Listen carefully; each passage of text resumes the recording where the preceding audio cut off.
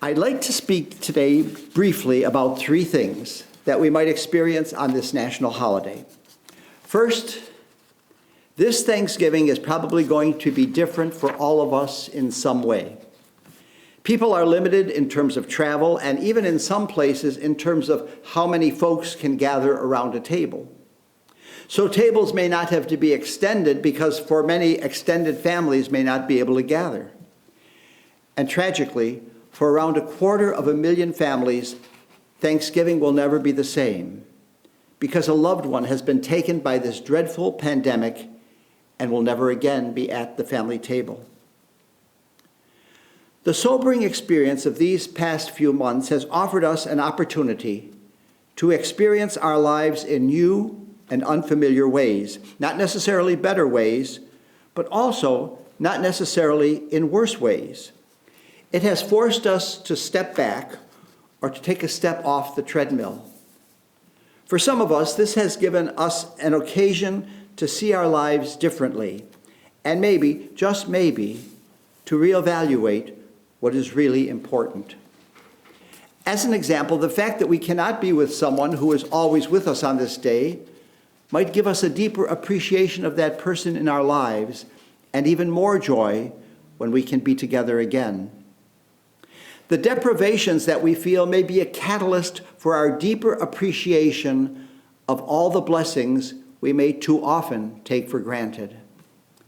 That brings us to the second point I would like to consider, namely, what does the gospel story of the 10 lepers offer us? Is the lesson it teaches that only 1 in 10 of us is grateful? I doubt that.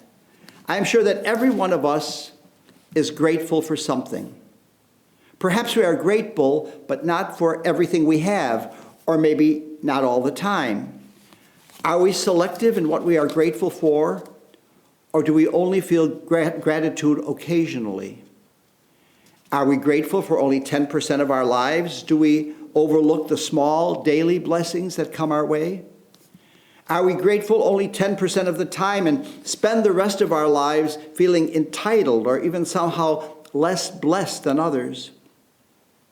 This holiday reminds us that we are called to gratitude not just once a year or even occasionally, but we are called to live lives of gratitude.